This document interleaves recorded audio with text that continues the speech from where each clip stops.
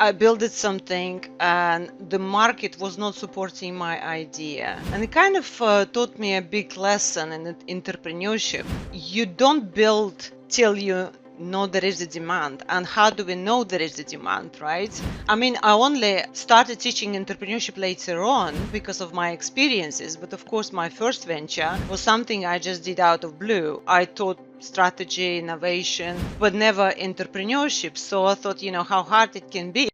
Welcome to this new episode of Beyond the Thesis with Papa PhD. Today I have the pleasure of having with me Katerina Thomas. Katerina has a PhD in innovation strategy.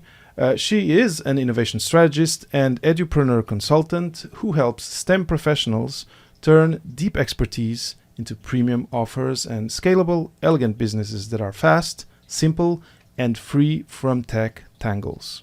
She works with smart, driven minds ready to monetize what they know without the noise and without complex marketing systems. Her mission is to help you, the scientist, build a business that feels good from the inside out, one that is profitable, purposeful, and actually doable. And today we're going to talk about her journey from her PhD to what she's doing today in this space that I just described. And also talk about all the reflections she's had so far about what it is to be a researcher and then to move and to have career pivots. So welcome, Katerina. It's really a pleasure to have you here today. And I'm also super grateful that the internet allows us to now in this community have overseas conversations with such ease. And so I'm super happy to bring you and your message and your journey, your story to the Papa PhD audience. Thank you for inviting me, David. Yeah, glad to be here. Mm-hmm. So, Katerina, I think we'll start. We'll start at the beginning. Of course, it's going to be interesting to hear what you have to say and how you navigated that journey towards going towards your PhD, doing that research, getting that degree, and then all that happened after. I know there were twists and turns, and there were different aspects in your journey, but we'll cover them. For example, motherhood is one, but we'll talk about that later on in the conversation. But I'd really like you to, based on that very quick bio that I shared, allow the audience to learn a little bit more about you, what drives you, what drove you to go get that PhD degree in this domain. Actually, there haven't been a lot of conversations, probably no conversations with, if I remember well, no conversations with someone like you who has a PhD in a management innovation domain. So I'm super curious also about how that maybe differs from other types of curricula and domains and research domains that I have covered. Of course, life sciences, like what I did, other hard sciences, but also social sciences, and management seems to be a different thing. So I'm also curious, and I know the audience would be curious to learn about that. So tell us a little bit more about you, what drives you, how and what that journey was for you. Okay, so I came to the UK in 2000, and so I did my undergraduate degree, and I came to the UK. I knew very little English, so I thought, okay, what can improve my English? So I went to the university and did linguistics degree, Okay. and was actually trained to be a teacher of English with linguistics and German as well. So by the time I finished that, obviously, my language improved, and I thought, I want to go back to business because I already had a business degree from my university in Latvia. So I did an MSc in international business. Of course, when we did that, we were given a choice whether to follow the path of organizational behavior or choose the path of strategic management and ops research and all that. So I chose the more technical side of it because that was something I wanted to do. And when I finished my master's, it kind of felt like a natural sort of progression. I quite liked the university life, so I thought I'll do a PhD. So I chose to do my PhD in strategy/innovation. But my PhD was a bumpy ride. And yeah. So my first supervisor, and I had to change my supervisor, right? She wanted me to focus more on the corporate social responsibility side of the business. And I just felt that like it was my interest to focus on innovation, why some companies are better than others, because if you look around us, all the products is just a result of innovation, right? And innovation is just applied STEM, right? So I thought I want to focus on innovation. And after the first year, I don't know what the structure is in Canada, but in the UK you have this MPhil/PhD, right? So in the first year you do a lot of research methods and you write your thesis sort of in preparation of this viral oral viva. So I've done a lot of this work, and it's just like I was kind of steering away from my initial topic of innovation, and then after the first year, I think 10 months in doing my PhD, I thought, no, I can't carry on like this. I need to go back to my innovation. And so I had to change the supervisor, and literally I had 3 months to redo my whole literature review. And it was really, really tough because it was one of the hottest summers. So I had to literally put the blind on, put the curtain on the window because it was so sunny and nice weather. And I just like wrote from morning till evening. I just changed my literature review. And in September, I had my oral viva and I passed. And I also managed to get a studentship. So the university actually paid for my PhD, and I also landed a part-time role at the university teaching strategic management.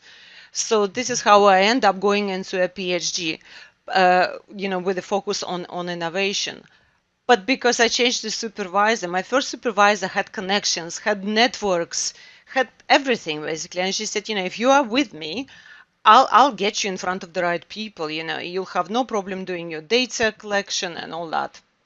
And because I changed the supervisor, I was just on my own. I had to do everything the hard way. I was collecting data through interviews and also surveys, right? So I had to create this multi-language platform, code it, and I had to literally pick up the phone and then do cold calling, asking companies to see me for an interview. So I did all that hard work, and I guess it gave me a little bit of confidence that I can do it. So when I submitted my final thesis, I had minor corrections, and literally they gave me like a couple of months to finish it. And what's happened? I was invited to this graduation party, and I was all dressed up in a gown, all ready to go get my diploma and all that. And I was never called to the stage, and I was like, what's happened there? And my supervisor, because of some of his family issues, he forgot to do some paperwork. No. So they never put me on the list.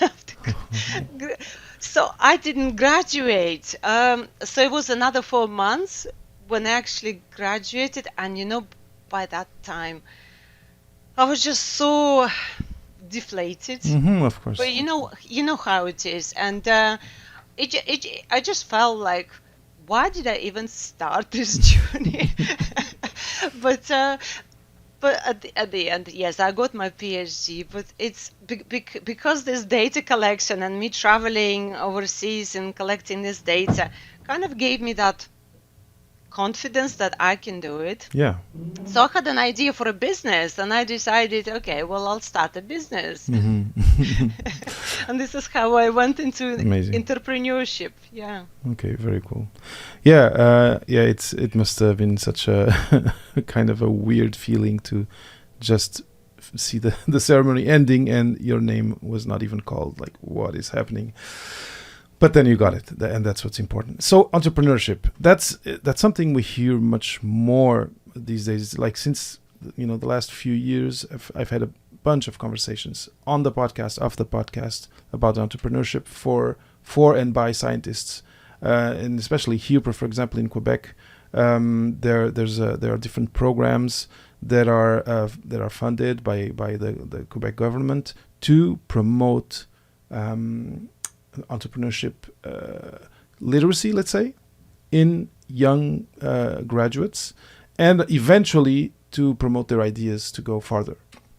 But what I think still is very important, and that's what we're going to talk about today, is to hear, because one thing is to get the course on what it is, what's a business canvas, etc. So what's to learn all of that curriculum. The other thing is to actually understand what happens once you are an entrepreneur, and so you've done that, and I think you're in a great place to share a little bit of the chaos that it is, because maybe someone thinks, it's you have an idea and then you push on and then in the end you have a product, and you and I both know it's not like that. But I'd love to to hear then, once you made that jump to entrepreneurship, you had your idea, you had your training behind you.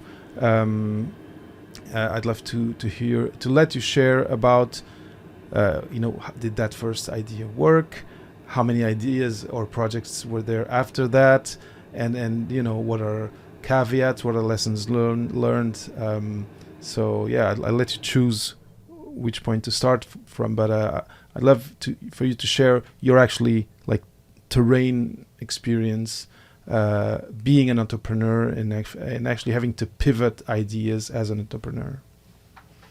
I mean, my first business was a failure, and I had this idea, I had passion, and I just decided, okay, after my graduation, I just want to try running it, starting a business, and I spent 10 months trying to build something, and I did all the wrong things, right? Mm-hmm. I built something, and the market was not supporting my idea, and it kind of taught me a big lesson in entrepreneurship. You don't build till you know there is a demand, and how do we know there is a demand, right?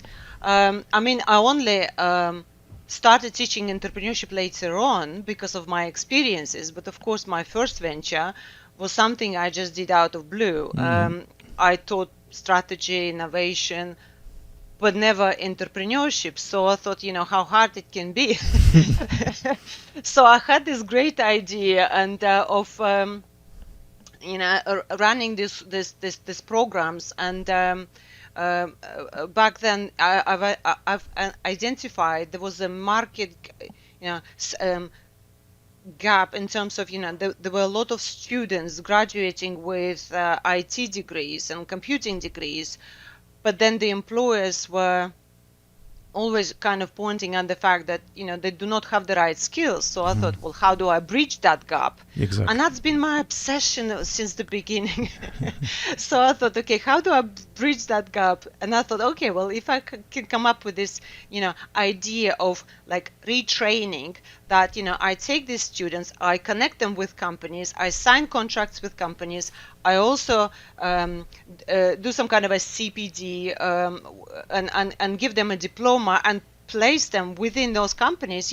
I've cracked it, right? Mm-hmm. And I did. I had contracts with companies. I had companies waiting for students.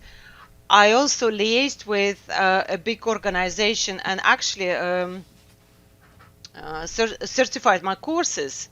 Right? Okay. And they were like digital marketing courses. No one was teaching digital marketing back then at the universities. That was really, really new. Yeah. Mobile app development, all sorts of interesting things. And so I had all this in place. And then, of course, that was the last year when the UK's government said, okay, all the students still pay what, £3,000 or something like that for the degree.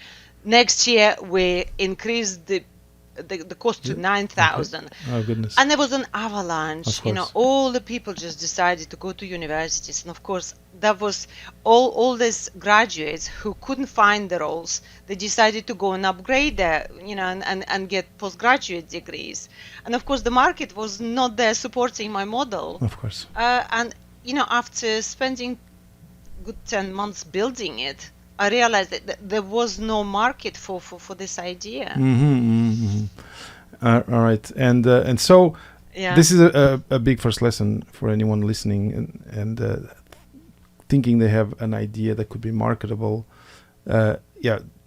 Making sure and having interviewing people and having actually hard data confirming that your idea is going to fulfill a real and an important need in the market is a very big and important first step.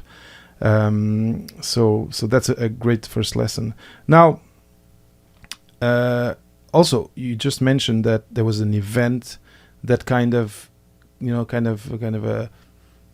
changed the game. That event of the stipends kind of tripling soon, and so people going back to actually have more degrees before it got more expensive. So that that's also that's something you could not predict when you started, and it's I think it represents the risks that there are. So we often hear the word risk associated with entrepreneurship.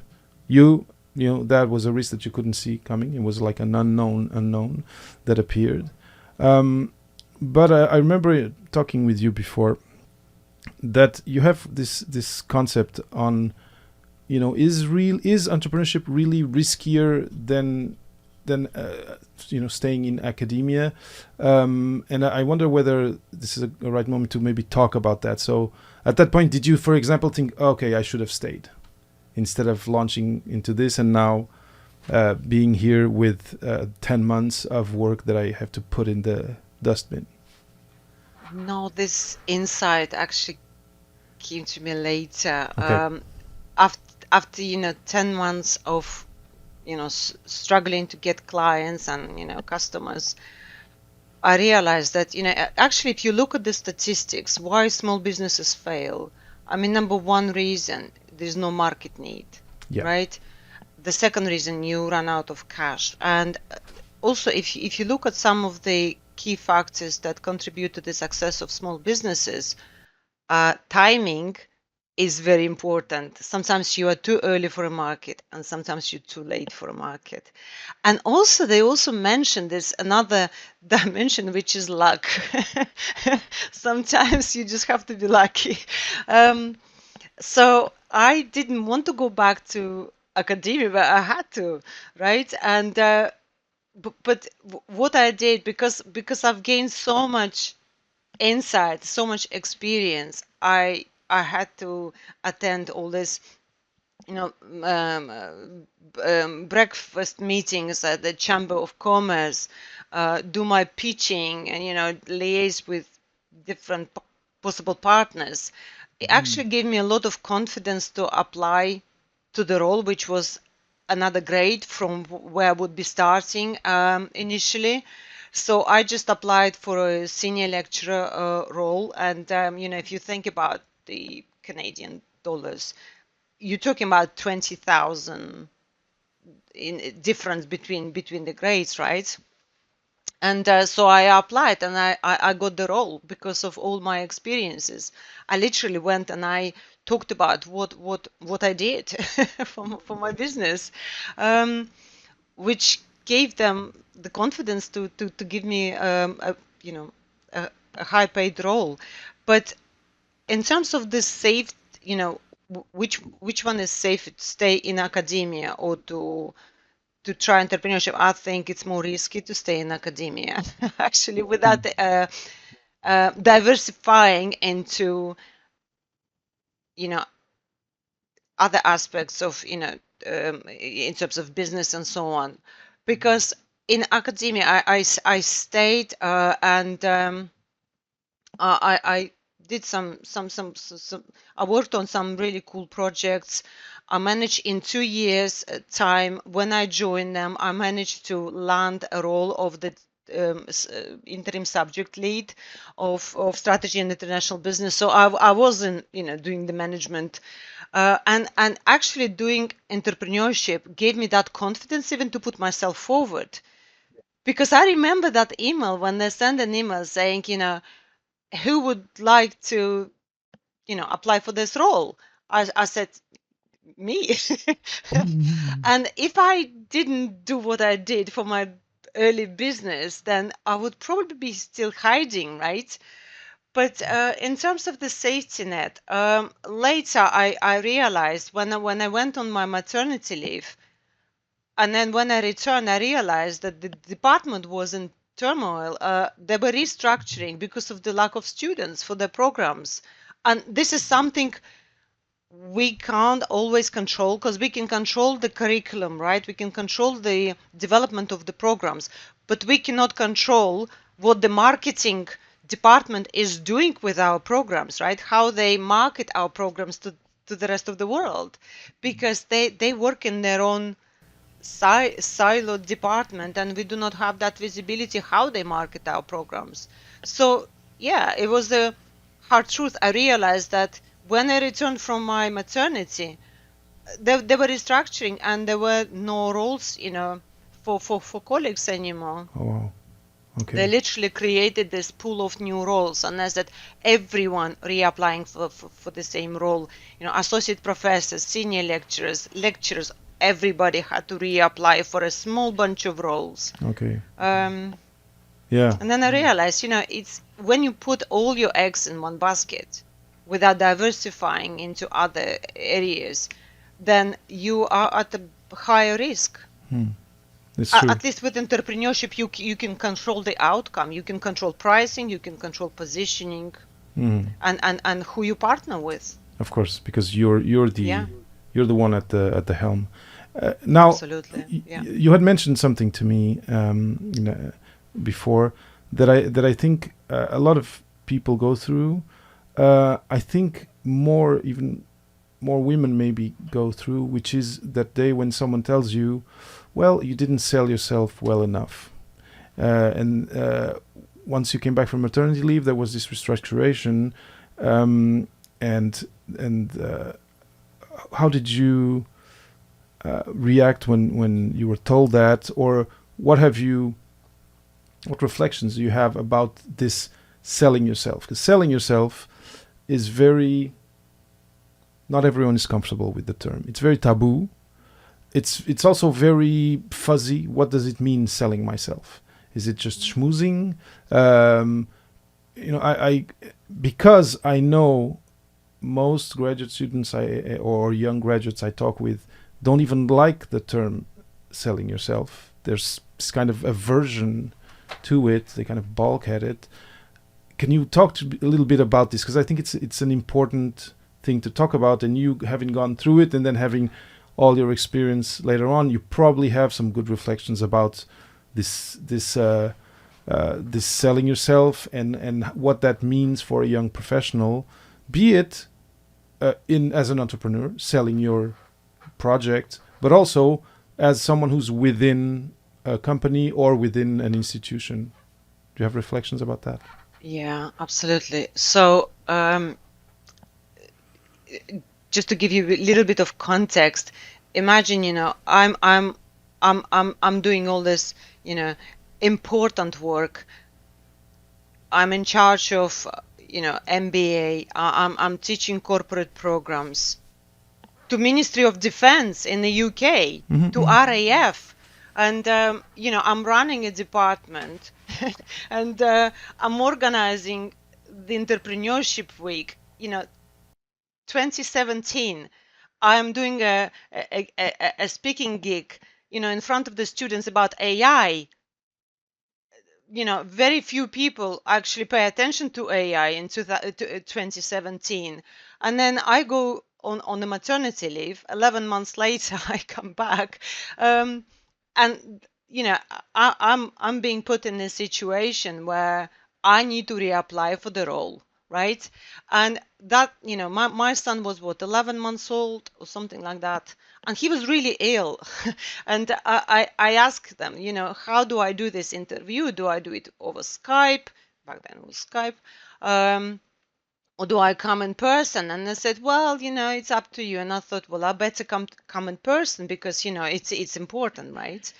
And then I had to drag him with it because he was quite poorly. He had temperature. So I had to go to the university. It was 50 miles away, so it was quite far away. So I had to drag him on a train, left him in the office with my colleague, right? And went to the interview. And that was really surprising to me to hear this informal feedback, like, oh, Katerina, you didn't sell yourself. And I'm like, I didn't know I had to because I've done all this stuff before. I didn't think I had to try really hard to prove what I was capable of. And it was kind of surprising. But then I was dealing with a new management that didn't remember everything I did for the department. And corporate memory is short, right? And I guess in academia it's the same, right? You only remembered, you only judged on your latest project, I guess. But when you go away for a period of time, then, if the management changes, they don't remember. So yeah, it was kind of, it was quite unexpected to hear these things. But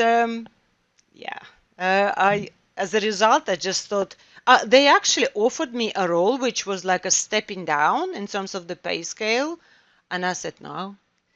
So I just left, started writing my book, and just kind of thought, one door shuts, another door opens, there'll be other opportunities. And this is how I left that institution, because I just felt it was kind of, not a betrayal of what I did for them, but it just felt, you on your own. There is no safety. Exactly. Today we have students, we have job.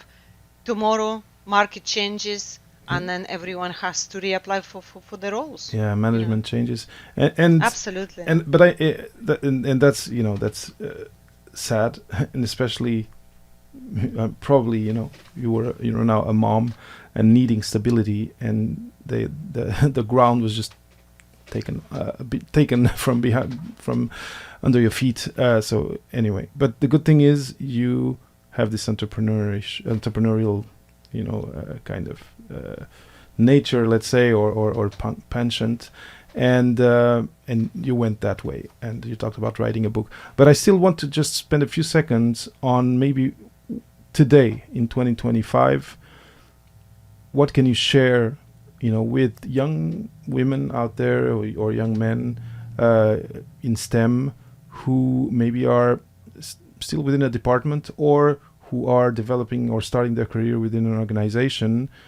What can you tell them about this selling yourself, which again is it's a very vague term, but with all these years of entrepreneurship, I'm sure the concept has kind of matured in your head. What advice can you share with young STEM people out there? Are we talking about the creating of a value for yourself? When you meet, it's kind of let's connect it, because you're from that side of things. Let's connect it maybe with a personal branding, which is a term also that is very much out there that people in STEM don't know that well.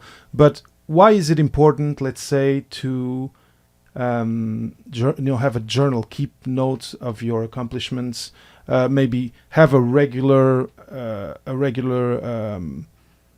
habit of talking with your manager, so they're always kind of reminded of your accomplishments, or if you want, in another way, how, if you're maybe more introverted but you still have an entrepreneurial idea, how do you help yourself in getting better at selling your project, selling your profile, and making sure people keep you top of mind. Because I think that was kind of the what was being told of you is, oh, you were away all that time, and many things happened, and sorry, all your accomplishments before kind of got lost in the haze. So let's maybe talk more in this entrepreneurial ecosystem or space. Yeah, okay. So I think a better strategy is to actually become the person people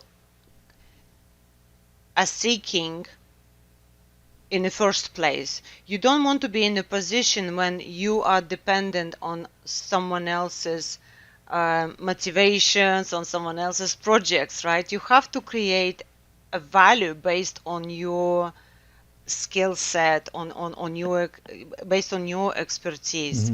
And you need to create this personal branding in a way. You have to invest in personal branding and become the voice, the authority in your field, that people choose you over other people, right? I think this is a safer strategy than just relying on being noticed within your department. So yeah, you need to do what's best for you, right? And it's always good, even if you are working in a department and you're dedicated to a project or to your team, it's always good to diversify and think about, outside of the organization, how do you create that influence outside of your organization? So if things change, you are not dependent on one source, you're not dependent on one stream of income. So I think the diversification is the key. Actually, if you think from the business point of view, if you look at the Fortune 500 list of companies, I mean, the top companies, they're all diversified, right? Because it's a risk minimization strategy when you diversify into multiple streams of income or multiple activities, right? But yeah, it makes me think of BlackBerry, right? Yeah, but do not be a bit selfish in terms of your interests and building your profile outside of the organization.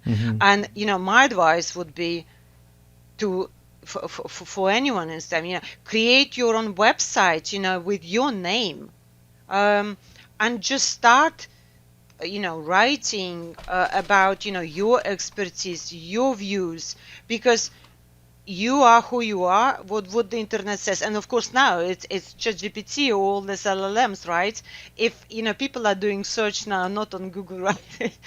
They're moving towards this, and it's what they can find, right? About you, become this voice of an authority voice in your field, that people are searching to connect with you as opposed to you going and trying to connect with people. I love that you mentioned voice, because and it feels to me like what you're saying is have a little bit of ego. Another word that be selfish. Yeah, be selfish. and even selfishness, right? It's not a super easy word to have everyone say, okay, I'm gonna be selfish, but a little bit. The question is the amount. It's like a condiment, It's something that from what I'm hearing, you need to have some aspect of what you do day to day, week to week, which is building your profile. So when someone looks for David Mendes, for Katerina Thomas, they plug it on Google and they find something, maybe a blog, maybe a YouTube channel, or something that then represents you and is your work and shows maybe your colors, your personality, etc., but also your expertise, and that's why you talked about authority. Thank you. That this is I asked because it's a very there's a lot of introverted scientists out there, young scientists, and I'm sure just hearing this from you helps them understand a little bit what I mean, or what we mean when we say you need to sell yourself. Now, we talked about your first business venture. We talked about you turning down this downgrade in the academic department you were at. What came next? What was the next venture after that? Yeah, I mean, I started experimenting with with e-commerce. I mean, before I left my role, so I had this burning desire to do well in business, right? And so I thought, okay, well, one way to learn about how to be on Amazon, everyone was just like, oh, e-commerce is going to be absolutely huge. But I think I was also too late for a market. But yeah, it was 2014, right, when I started sort of experimenting with e-commerce, and I literally like went on a course, and yeah, they gave me this pack, how to connect with suppliers and so on. So I thought, okay, well, I'll come up with my own branded products. So I started an Amazon business selling in the US, connected with a private label manufacturer in the US, and created 3 products, which was for the pet market, because I didn't have my son then. I had 2 dogs, and of course dogs were my passion. So I thought, well, what can I create for that market, because it's quite hot. It's a hot market. So yeah, I created this product line, and also then started selling different, merchandise, pillows, mugs, and stuff like that. Signed an art licensing agreement with a US company, and of course today is everything probably they're using NFTs, but back then they had to send me a spreadsheet and stuff like that. But yeah, I was experimenting selling on Etsy, and just the first year was really good. I mean, it was over 100K in revenue. And the market was really showing really good trajectory, but then I got pregnant with my son, and I just like it just felt too much. So I closed the business down, and but it just taught me a couple of lessons. Do not trust marketing gurus, also called marketing gurus. Always test and pivot. Do not 100% follow the advice, because if some advice is working for one market, that doesn't mean it's going to work for your market. And this is what I found. An advice of not starting a blog, I closed my blog, right? And then realized that actually influencers and bloggers were doing quite all right. And then when time came for me to start selling, I had to contact these influencers, and they were like charging a lot of money to promote my product. And I was just like, that doesn't work, right? Yeah. So again, you have to, it's another lesson, I guess.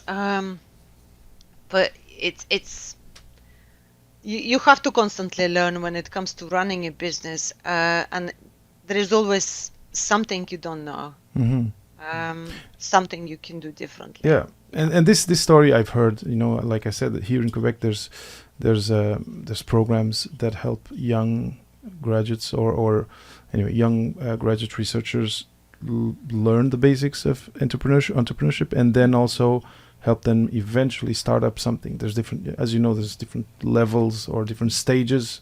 But yeah, I've heard these stories of, look, I thought this was my original idea, and then once we started working on it, and I started to make it, and I started with trying, testing the audience, etc., the target audience, it actually changed. And if you're very stuck to your original idea, then you're going to miss opportunities, and you're going to a little bit like it happened with you, with the first endeavor that you mentioned. You're going to be just kind of putting your head down and being stubborn, and then just lose months of time and money, because in fact the market, you weren't listening to the market, and you didn't pivot when it was needed. So it does make sense. So, but it also means, let me let me know what you think. But it also means that even though you have an idea, you wake up one day and say, "Well, I think this could be a business." It's also not good. What would you say about this? That it's not good to say, "Okay, I'll launch it when I have it perfect." Is because some people might have that type of personality, especially with our background and trying to control everything, every variable, and make sure everything is up to snuff. You can start, or maybe even you should start imperfect, right? You should allow yourself to start imperfect, right? Yeah, I mean, that's the challenge for academics, because Right, academia yeah. teaches you depth, right?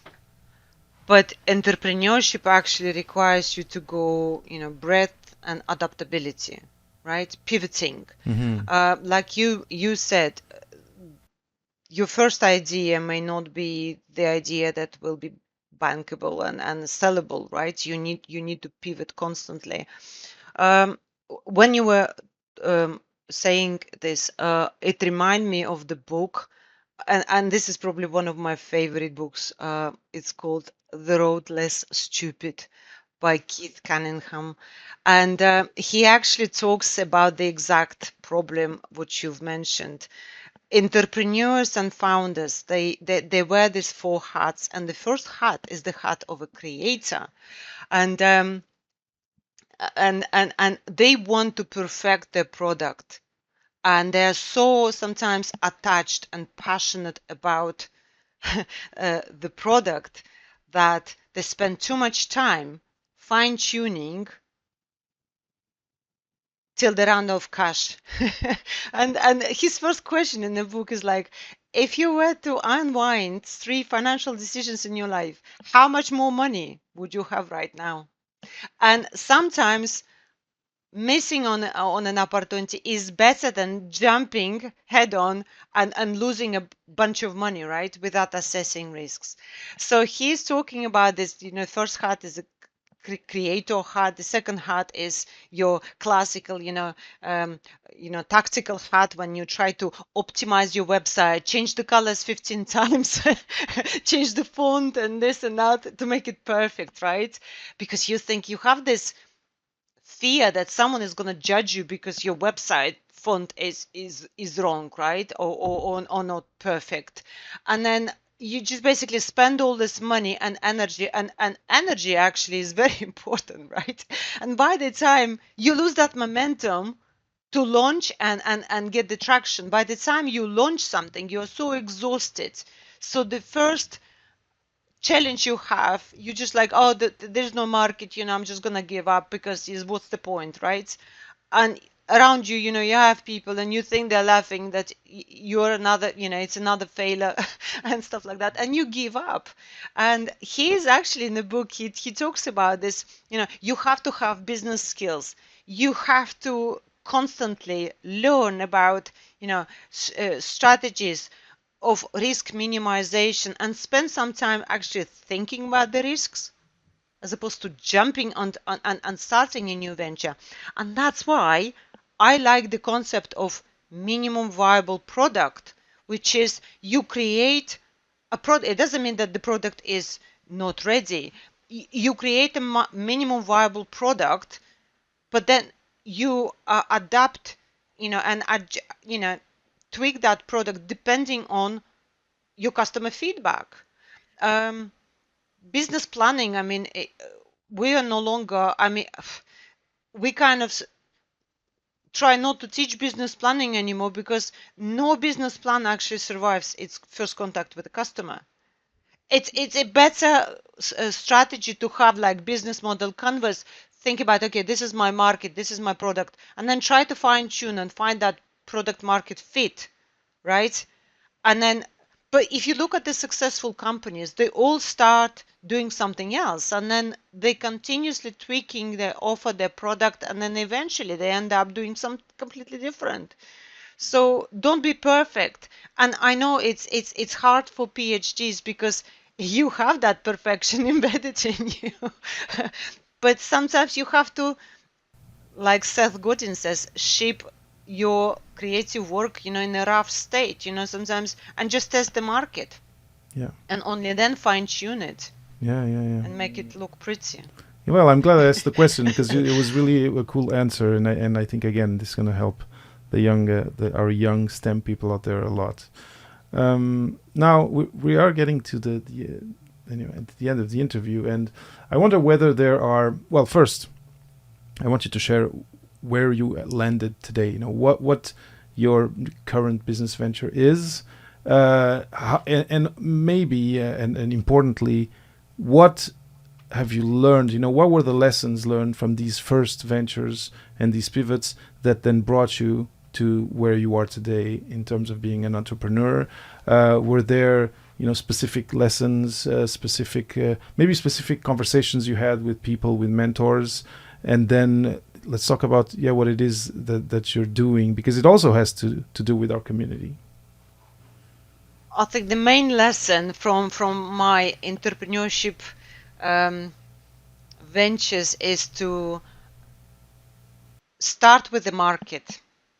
Start with the market, create something that can be tested very quickly, and then pivot if needed, without bleeding cash, without bleeding your energy. Because entrepreneurs, and again, this is another thing I did, I started this podcast and I had only 43 episodes, but my motivation was to find out, what's really happening to entrepreneurs in terms of the mental stress, because it's not easy to be an entrepreneur and it is risky, right?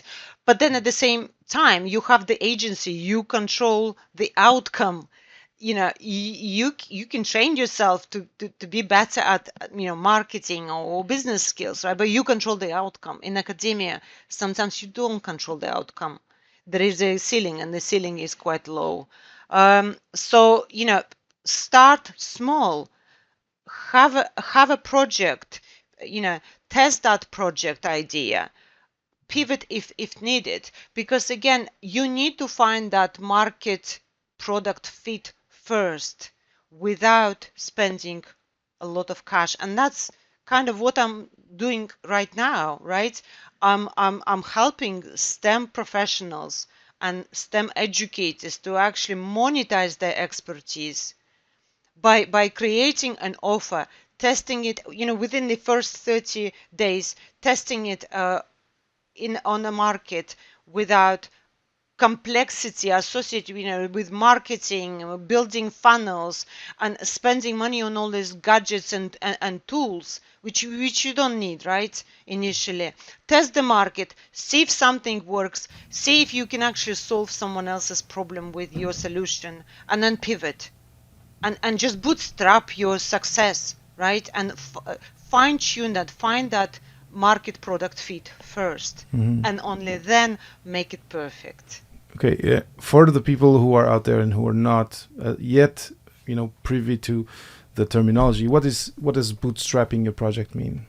Bootstrapping your project is basically using your own cash to fund your entrepreneurship, right? To fund your venture. Do not borrow money from the banks. You don't need this. Okay. You can just spend very minimum. I mean, all you need today is just ChatGPT. I mean, it can replace all your admin support and do content creation, stuff like that. So you can bootstrap everything with a small amount of money, create an offer, test it with a small group of people, see if that's something the market wants. If it's a wrong message, change the message, slightly change the angle, but test and pivot if needed with a minimum amount of cash spent. Okay, very good. That's great advice. And now to what you're doing today with the Creative STEM Hub. What is this venture? Okay, so we are running free master classes for STEM professionals and STEM educators, showing them how to create, we call it a minimum viable premium product, something that you can sell for a large amount of money. Because the problem with a lot of entrepreneurs is that they're being bombarded by these messages, create a small product which is like $47 and then create another product, and then 10 years down the line you can charge someone. But you need to change that mindset. Charge the premium prices. You are the expert, right? Just think about how many books, how many journal papers you've read, how far ahead you are How many compared years, to the rest of the, how many years you've given? I mean, that is valuable on its own, right? You just need to package it correctly and find the right audience that want your solutions Without quitting their academic job. I wouldn't advise to quit, because when you quit and when you have that energy of you need money, right? Then that energy shows up when you have sales conversations. And again, you can sell without selling. You can just sell by having conversations. But if you package your offer correctly, you don't really need to be salesy, right? But then again, when you give up, when you leave your role and you do not have that cash coming in, because we all have bills, right? Then it's much harder to lean back and not want that money, right? And it's you don't need that energy, because if customers or clients see that energy that you are needy, you need this money, they will not buy from you. And so how do you then, how do you kind of navigate this balance between I'm keeping my academic job, my day job, and also I'm experimenting with like this premium positioning on Yeah, well, I think universities, I don't know what the situation in Canada, but in the UK, you can run another business. You can have a business. You can't use the clients of the university, because I'm still teaching at the university. I love my job. I love students, but maybe at some point, if this business will require more attention, then I might choose to leave.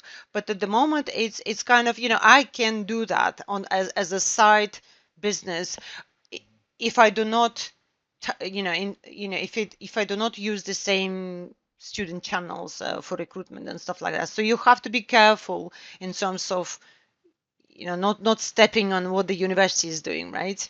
But you can still have that freedom, and actually it's very good, because you are creating new connections, right? I'm currently an advisor on the Enterprise Nation. It's a big platform with lots of entrepreneurs, and I'm running some free workshops for small businesses, and it's good because I actually teach what I experience, what I do, right? Because I'm teaching entrepreneurship and innovation, and I would hate to teach something just by reading a book, because it's not real, right? But if I live and breathe entrepreneurship, then I can teach it with passion and the right skill set. And I think that's why, I always get really good student satisfaction, feedback on my courses, because I teach what I know, what I do every day, right? Yeah, you're teaching from experience, and you have you have experience on the ground, on the field, with your own projects. We're really getting now to the last few minutes of the interview, and I wonder whether there's something we didn't talk about, but I think we covered a lot of ground. I think what I would ask of you now, before I kind of try to sum up what I'm keeping and what I'm taking home from this conversation, is to then to ask you to share, if people want to reach out to you, how they can best do that. Where's the best place to reach out to you? The book that you mentioned, I'll add it in the show notes. The link to Creative STEM Hub, I will put it in the show note too. Because you talked about these free masterclasses, and if you are watching, you're listening, and you are interested in learning about that, you can actually go to papaphd.com/creative-STEM, just like that in one word, and you'll see what that's about. But where is it that people can find you, can maybe find your socials and connect with you? Yeah, Katerina, can you share that with us? Yeah, so I am on LinkedIn, and I'm also on a Substack. Okay. Writing is my passion, so I currently share my written word. But yeah, I'm thinking of doing more on YouTube as well as short videos as well. But at the moment, it's LinkedIn and Substack. Perfect. But yeah, if you are interested, just come to one of our master classes, and we'll show you how to package your expertise into a premium minimum viable product, and we'll show you how to get in front of the right clients so you can test your idea and then pivot if necessarily. So yeah, I think that will be very valuable for you. Okay. Are they Class. ongoing? So these master classes, there's different sessions happening regularly? Yeah, I mean, we are planning on running these master classes every couple of weeks or Okay. so. So there'll always be an opportunity for you when you're ready to come to one of our master classes. Wonderful. So I'll add all those informations in the show notes. If people want to find it, just go to the show notes on your listening app or on the platform that you're listening to or watching the episode. Click on the links and you'll find all of that there, including, and I loved the title, The Road Less Stupid, the book that you mentioned. I think it's going to be interesting to share it with people. Katerina, I'm really grateful to have had your time this morning for me. I know it's not morning for you anymore. I think, no, it's not morning. 4 o'clock. It's 4 o'clock. I think it's really important, like you said, and the important messages that I really want the audience to keep is don't let your perfectionism gain, have the best of you when you're starting an entrepreneurial endeavor. It's going to be a roadblock for you. It's going to it's going to spend your maybe cash, but also inner battery, your energy reserves, and then it will not allow you to actually be limber and pivot when needed. So don't do that. Find this minimal viable minimum viable product. Yeah, minimum viable product. Just find what the minimum viable product is and go with that. That's the first one. The second one is, don't be too married to your initial idea, because the market, like you said, will change it. In the first interaction, you said something. It was really funny and interesting the way you said it. It's no business plan survives the first encounter with the client. Yes. I love it. Because you can do all sorts of market forecasts. Yeah, projections and when you launch, this is real. People actually paying you money. This is the real test whether your idea is good or not. Yesterday, I was listening to a podcast, and I don't remember the name of the entrepreneur, but he was saying when he was a younger entrepreneur, he had these like 20 slides. He was showing to a prospective client, high ticket offer, and then the client, he was going from slide 10 to 11. And then the client said, no, go back to 10, please. And then he went again to 10, and then he was going to 11. He said, no, please go back to 10. And the third time he tried to go to slide 11, he said, no, please, just let's stay on slide 10. And he said, this was the moment I understood all that I had after was actually not what the market was looking for. The market really wanted me to develop slide 10. And I think it kind of connects really nicely with this idea of the first encounter with the client. So super grateful that you shared that. And then I think this, the kind of undercurrent of this conversation, which I really love, and I hope it passes on to the listeners and the people watching, is that if you are in a STEM domain, not only, but if you have a PhD, if you have had all those years of research, you have been building up your expertise to a level, way more advanced, way more developed, and you've put all these hours, blood, sweat, and tears into this, and it counts for something, and it is, how can I say? It justifies you being secure of your capacities to develop projects, your capacity to bring your expertise and transfer it to another domain. We're talking about transferable skills, of course, but also application, of science into a problem of a community, of be it diseases, be it businesses, etc.